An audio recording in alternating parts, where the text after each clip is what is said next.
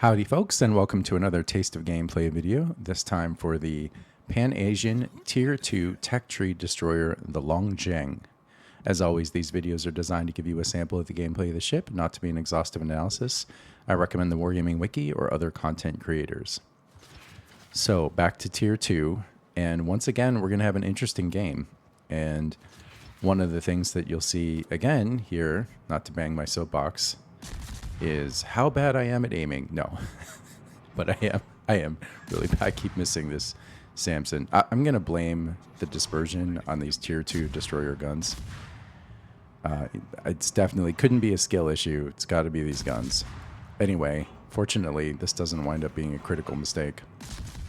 But I do have very bad aim on that Samson. Anyway, no, what I was going to say is what you're going to see here again is how valuable destroyers are at the end of a game. We're going to end up in a situation where I'm the only destroyer left. There's like 2 cruisers on the enemy team and 1 cruiser on my team. And I'm just going to be able to run from cap to cap because I go almost twice as fast. It's going to be like 2 St. Louis's. St. Louis? I don't know how you... St. Louis's? Anyway, 2 big old heavy cruisers, and I can literally run circles around them. But anyway, we'll get to that at the end of the game. This is going to be a nice long game, although I did make some edits in the end because there's some boring parts. You don't need to watch me go all the way across the map and not shoot at anything. So, the Longjiang. One of the things that can happen in online games, and World of Warships is no exception to this, is sometimes there's a thing, a ship, a character, a class that just makes a bunch of things obsolete. So people wind up asking, why would I play X when I can play Y? And at tier 2, especially with destroyers, for me, that's the V-25. Why would I play insert name of tier 2 destroyer here when I can play the V-25? And I feel the same way about the Longjiang, although I will say this is close to the power level of the V-25. And it has a couple of mild advantages, but then it has a bunch of disadvantages. And it's not a surprise that this ship is very similar to the V-25 because apparently, historically, at least according to the Wargaming Wiki, this ship design, apparently this wasn't a real ship, but it was designed by China, ordered from Germany, and then Germany was like, nah, you know what? I think we'll just build that ourselves. And that became the real-life V-25. I have no idea if any of that's true. Not a history buff, but anyway, the Longjiang and the V-25 are very similar. The guns are basically exactly the same. Concealment's the same. Maneuverability is the same, which is to say great. I mean, that's one of the things I love about the V-25. And as soon as I launched into the Longjiang, I've never driven it before, but I was like, oh man, I'm home. The way it turns on a dime, the way it's so small and hard to hit. Love it. Love it, love it, love it. Here's the thing, though. The thing that is really powerful about the V-25 is the torpedoes. It gets 6 of them. They reload every 34 seconds. They do 10,000 damage, which is insane at this tier. Please ignore my terrible driving. please ignore how I am completely stuck on this reef.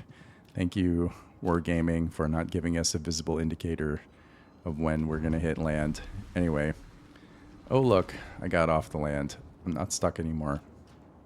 Anyway, what was I saying? Yes, torpedoes, of course.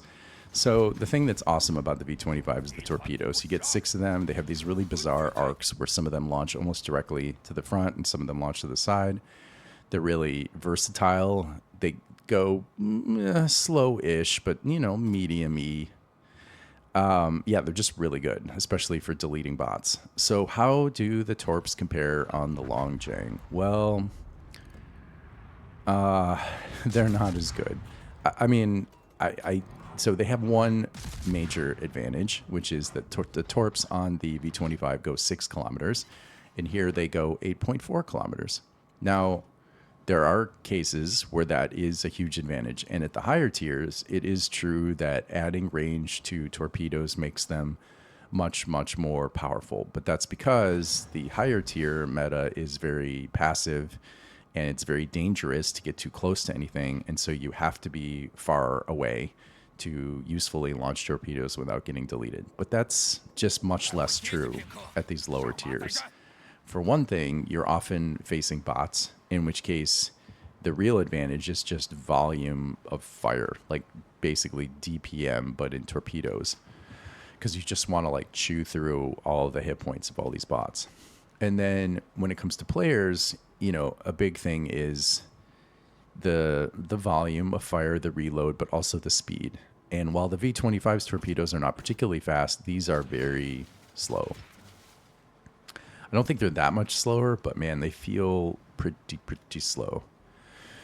So what's the deal with these? Well, the main deal with these is that they are deep water torpedoes. So I'm sure most people watching this video know exactly what that means, but just in case, in general, deep water torpedoes means that they can't hit destroyers.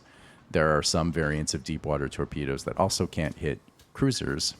Those are kind of rare. I think one of the Kitakami's torpedoes is like that, and the Asashio's torpedoes are like that. But in general, when you say deep water torpedoes, it just means that they can't hit destroyers. They can still hit cruisers, battleships, aircraft carriers, even submarines, which is, well, maybe they can't hit submarines. Actually, I'm not sure. You would think logically they could. I actually don't know. Anyway, deep water torpedoes. So obviously that's a disadvantage, right? Straight up, that's a disadvantage. So what are deep water torpedoes good for? Well, usually one big thing they get is a really low detection distance, which means the distance at which the enemy is going to see the torpedo, absent any other reason for them to see it earlier, like hydroacoustic search. But here's the thing: the detection distance on the Longjiang's torpedoes is 1.1 kilometers. Now that's very good. I mean, like overall, relative to the game in general, that's pretty good. But the detection distance on the V-25's torpedoes is 0.9 kilometers, which is absurd, which is insane. So you're not really getting an advantage here. And so I can't help but feel like, well, and I didn't even talk about the big disadvantage here for the Longjiang, which is you only get the side launchers. So you only get 4 torpedoes, whereas the V-25 has an extra 2 launchers, single launchers in the front of the ship with these weird front-facing arcs. So it really gets like up to 6 torpedoes. Then Longjiang gets 4. And the reload's almost exactly the same. I think the V-24 is 34 seconds and this is 32 seconds. So all that to say, is the Longjiang a bad ship? No, I don't think the Longjiang's a bad ship. And if for some reason you, for example, want to work on the Pan-Asian line, I think you'll find the Longjiang to be friendly to play. It still has the smokes. It still has the speed. It's definitely one of the best, if not, it's probably the second best. It's probably the second best destroyer because it's basically the V-25, just with a couple of minor, like less good, like disimprovements. Couple of nerfs, I guess. So yeah, it's not a bad ship. So what else is there to talk about? Well, again, I think one of the things about this game, and you're going to see it kind of looks like maybe we're losing here. I'm going to get a double strike. It's not as impressive as it sounds because it's just going to be on bots, and one of them is this bot with 350 hit points. This is one of the really nice things about smokes, though, even at this tier, man. Just, again, removing low hit point targets. So I hit that cruiser with my torpedoes, and I hit him with my guns. Double strike. Hooray for me. Anyway, so now the game's close, right? Now there's 3 of us. They're going to kill our bot, so it's going to be down to, I think, 2 players against 2 players, if I remember correctly. Or maybe it's 2 players against 1 player. Oh, no. So it's 3 players right now against 1 player on their team. He's going to sink our Bogatyr. So then it'll be 2 players on our team against 1 on his team. But the thing is, one of those 2 players is me. And here's the thing. Just like in the video on the, what was it? Oh my God, the video where I won the game in the Destroyer against the Texas. Oh, the Sirocco, the video in the Sirocco, where I was talking about how valuable destroyers are late in the game. I mean, here's another example. And I'm going to have to edit this one because there's actually like 5 or 6 more minutes of this game where not a heck of a lot happens. But essentially, I'm going to sail all the way over to the C cap, cap it, turn around. He's going to cap the B cap while I'm in C. And then I get all the way back to B, while he's still trying to get to C, and I recap B, and I can just do that over and over again. Like, he can't stop me. So that's one of the reasons why destroyers are so powerful late in the game, is because they can control the map. They just move faster and they have better concealment, and so you can't catch them unless they want to be caught or they don't play well. So this is me now, fast forward a couple minutes, all the way over at the C cap. Excuse the cough, still getting over being a little sick. But yeah, I mean, I can just cap C now. He's obviously in B. I get that, but we're ahead on points. I mean, this is a losing strategy for him, right? But he doesn't really have any choice. I'm talking about the guy on the other team. Now, of course, I have this St. Louis also helping me out, but honestly, I don't need him. Like, he's going to win the game for us by dueling the enemy St. Louis, and he's going to win, and that's great. But honestly, I don't really need that. Like, I could win the game anyway. I could just sail around in circles. I could just sail back and forth from B to C, capping, and I can do that faster than he can catch me. And the only way I lose is if I screw up. Like, if I know how to play and I play optimally, I win every single time.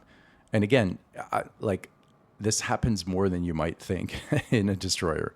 You know, I would say as much as maybe 5% of the games that I play in destroyer end like this.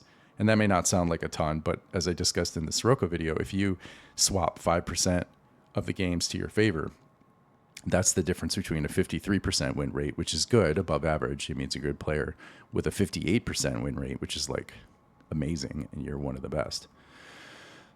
So yeah. And of course, as I said in the Sirocco video, and I'll say again, that means that the corollary to that is don't die in a destroyer. Like, that's your main job in the first 5 to 10 minutes of the game, or really the whole game, is just don't die. You can find this stat about how many games you survive through, which is different than how many games you win, in the UI. And if your rate is like really low, like 30%, then that's worth thinking about. Like, why do I die in every game?